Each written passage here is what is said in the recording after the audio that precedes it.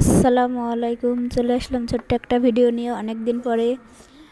মেয়েও অসুস্থ ছিল, যার কারণে অনেক দিন ভিডিও দিতে পারি নাই। তো আমি প্রেশার কুকারে রান্নায় অভ্যস্ত না, তবে ফার্স্ট টাইম ট্রাই করছিলাম, তা খুবই সুস্বাদু হয়েছিল।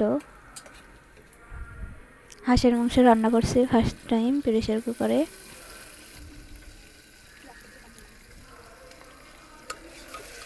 আমি পেঁয়াজগুলো ভেজে মরিচ, আদা, জিরে এগুলো দিয়ে নেড়ে নিচ্ছি ভালোভাবে।